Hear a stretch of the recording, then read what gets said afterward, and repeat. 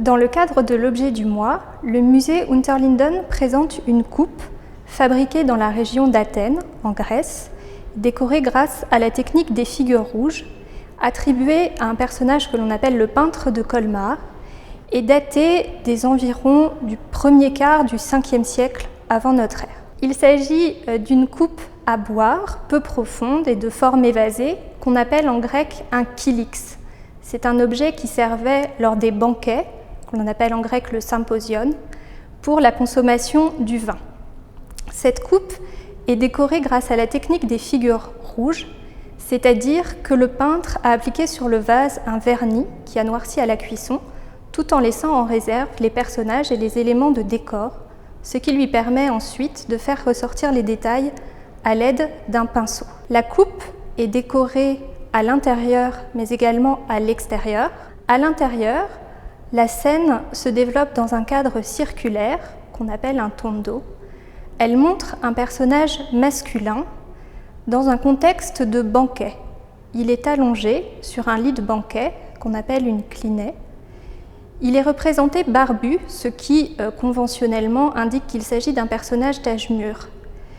Il est vêtu d'un manteau drapé et portait également des bottines qu'il a enlevées avant de monter sur la clinée. Il porte dans ses mains deux vases à boire utilisés dans le contexte du banquet, une grande corne à boire qu'il brandit dans sa main droite et un bol profond qu'on appelle un skyphos dans sa main gauche.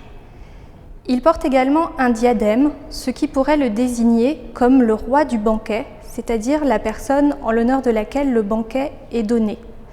Donc on a ici une scène qui fait vraiment un focus sur un seul personnage avec un cadrage assez resserré.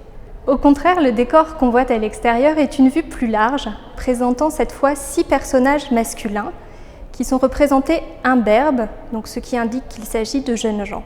Ces jeunes gens se trouvent à la palestre où ils s'entraînent à divers sports. 3 sont représentés sur cette coupe, le lancer du javelot, le lancer du disque et également le saut en longueur que les Grecs anciens pratiquaient à l'aide de petites haltères qui sont figurées dans les mains des personnages. Ce décor est donc une exaltation de certains plaisirs de la vie aristocratique.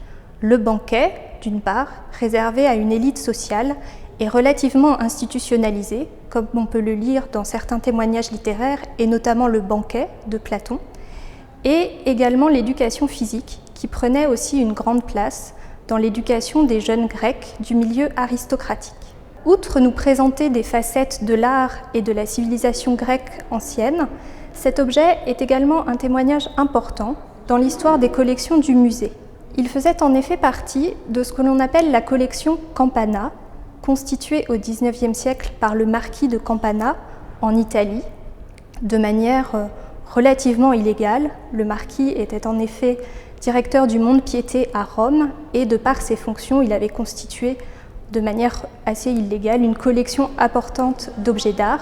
Cet objet est également un témoignage important de l'histoire de l'art antique et en particulier de l'histoire de l'étude de la céramique grecque.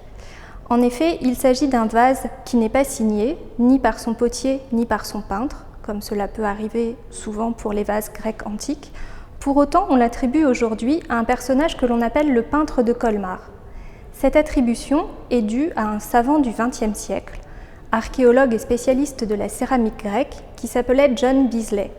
Grâce à l'étude d'un corpus important de ces vases non signés, il a réussi à mettre en évidence plusieurs mains à qui il a donné des noms de convention, tels que le peintre le Thanatos, le peintre de Berlin, ou pour le cas présent, le peintre de Colmar, puisque c'est ce vase qui lui a servi de référence pour l'étude de ce peintre.